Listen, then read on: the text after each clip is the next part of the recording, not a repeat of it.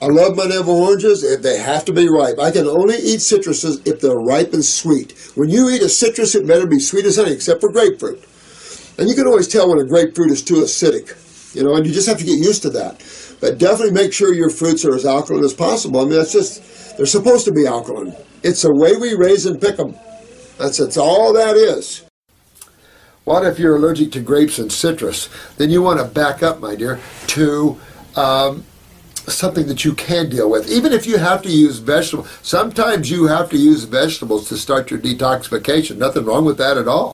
How do you maintain your teeth and not get canker sores in the mouth from the citrus? I always thought that the citrus hurt the enamel of the teeth. Well, first of all, if fruits are allowed to mature on the trees and pick ripe, you wouldn't have that problem. The problem we're having with the citrus is it picked very unripe, and so it's a little more acidic than it would be. That's number one.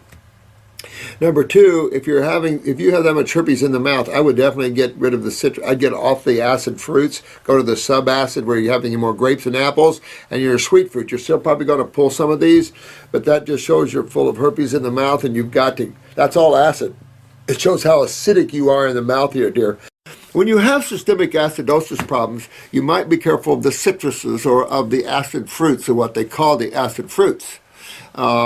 You might want to be careful with them until you're out of pain, and then you can kick up with them. It's just that acids within plants also interact with acids. You can see that with poison oak, poison ivy, sumac, these sort of things.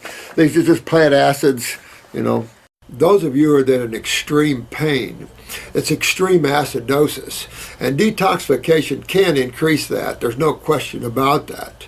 When you find yourself in extreme pain like this, get away from the acid fruits and get to the subacid category. If you get too far into the sweets, you might find that detoxification is definitely slower. Might be something you need, though. It's true that some of the acid fruits you might stay away from. If you're in that much pain, you might have to stay away from acid fruits. That's the lemons, the grapes.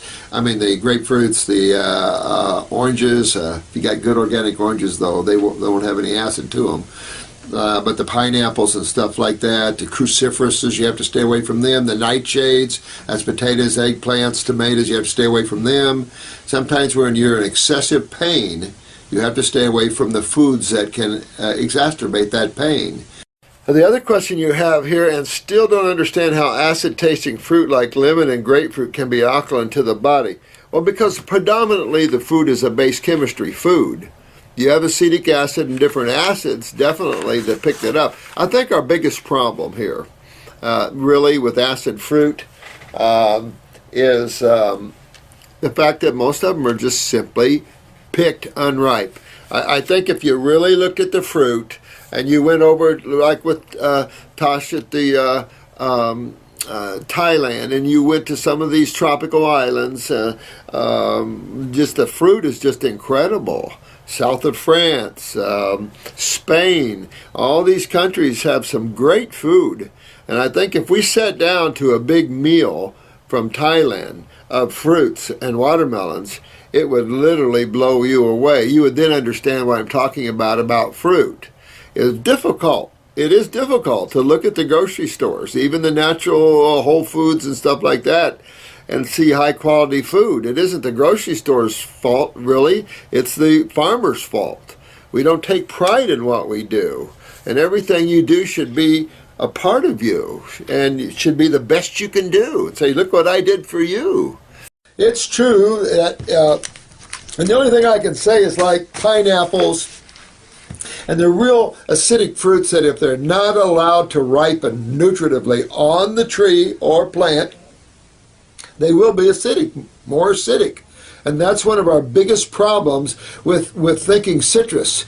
We downgrade the citrus fruits because of our growing and picking procedures, not for the quality that they offer. And it's just unfortunate. It's unfortunate that our farmers are in a brain fog and that they're not standing on the quality of what they do. If they stood on the quality that I stand on my herbal formulas, we would have food that would make us go into ecstasy with every bite. Because quality, your love as a grower into your foods, your soil and how you talk to your soil and build your soil up.